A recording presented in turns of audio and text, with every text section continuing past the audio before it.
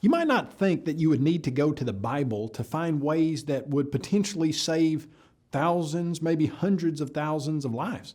Fact of the matter is, if it were a book that were written by humans, that probably wouldn't be the case if it had been written, much of it, in 1450 BC.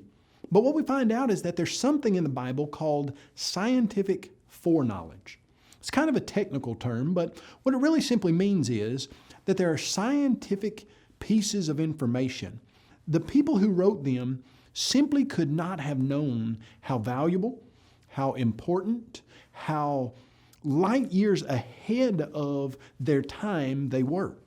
And that's what we're going to look at in this particular section. We're going to talk about the singular idea that the Bible writers had an understanding of germs and an understanding of passing disease that did not come along for another 3,500 years. And we're going to start, ironically, in 1846 AD. See, in 1846 AD, there was a man by the name of Ignaz Semmelweis. And Semmelweis was a doctor in Vienna, Austria. He delivered babies, and when the women would check into his Division I lying-in unit, about 18% of them would not check out. He was losing about 1/6 of all of the women and all of the babies that were coming into his clinic. And it was literally driving him crazy. He just could not get over all of these women dying, and he would have nightmares about it. And he was the director of the Division I lying-in unit, but the other medical professionals saw that it was really getting on to him. And so they sent him on a sabbatical. While he was away on his sabbatical, one of his friends, a man by the name of Dr. Kolechka, Dr. Kolechka was helping a medical student do an autopsy on a dead body. This particular lady had died of the same thing that most all of them died of, something they called in 1846, 1847, labor fever. And as Dr. Kolechka and this first-year medical student were doing this autopsy, somehow the medical student bumped Dr. Kolechka and caused him to cut his finger. It wasn't a bad cut. No one thought that it would be something that would potentially kill Dr. Kolechka. But within 2 weeks, Dr. Kolechka was dead. When Semmelweis came back and they told him of Dr. Kolechka's death, he wondered what had happened, and they told him that they did an autopsy on Dr. Kolechka, and he had died of, they couldn't call it labor fever, but he had died of something that was very similar to what all of the women were dying of. Well, Dr. Semmelweis had seen what was going on in the clinic, but it never had dawned on him that there might be some way to pass that labor fever from a dead body to those live women. And that might be what was causing such high death rates. You see, up until this point, when Dr. Semmelweis had asked the other doctors and medical professionals and people who were in the hospital what was causing the death rate, basically they said that there was something like a miasma, a dark cloud of, for lack of a better term, bad luck that would be over the hospital when these women would come in to give birth. But he started sending letters and corresponding with hospitals all over the world, in Paris and London, and they had a similar death rate, 18%. Sometimes it would even jump up to 30%, sometimes even higher. And so he thought to himself, well, there's no way that there are miasmas all over the world, all over these particular hospitals. Surely there's got to be something else. And so he walked in one day and he saw that the medical students and the doctors would do autopsies on dead women before they would do anything else. Early in the morning, that's when they did their autopsies, and then they would all wash their hands in the same bowl of water with no germ-killing agent, and they would dry their hands on a towel that was not clean, and then they would go and perform their examinations on live women. And so Dr. Semmelweis looked at that situation and said, I think we're passing germs from the dead women to the live women. And he instituted some processes that he hoped would fix that.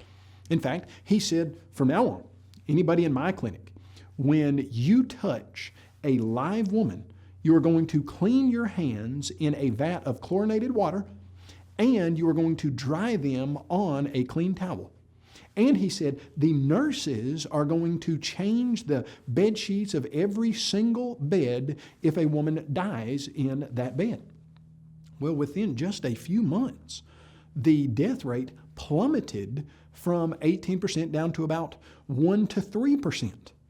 And you would have thought that Semmelweis would have been a hero, but he wasn't. In fact, Semmelweis spent a greater part of the rest of his life writing letters to hospitals all over the world, telling them that they were passing germs from dead women to live women, and they were literally killing those women, and he wasn't given credit for that discovery until years after his death. So what's that got to do with the Bible? Well, it just so happens that the Old Testament, especially the first 5 books, were written by Moses in 1450 BC. And one of the main reasons for their writing was because Moses was going to be leading about 2 million Israelites out of Egypt, and they were going to be living in the wilderness. And so lots of these instructions were given to Moses to keep the Israelites alive. And when we go to Numbers chapter 19, we read something that at first seems odd. You look in verse 6 and it says that a priest needs to take cedar wood and hyssop and scarlet and throw them into the middle of a fire that's burning a red heifer. So it looks weird. You got this fire and there's a red heifer being burned, and you're supposed to throw cedar wood and scarlet and hyssop, and you're supposed to take all those ashes. And then you go down to verse 9 and it says, then a man who is clean shall gather up the ashes of the heifer and store them in a clean place for the congregation of Israel for the water of purification. You put those ashes in water. Well, then what did the Israelites do with those ashes? You read later on in that same chapter, Numbers 19, in verses 11 through 13, here's what the text says. He who touches the dead body of anyone shall be unclean 7 days. He shall purify himself with the water on the 3rd day, and on the 7th day, then he'll be clean.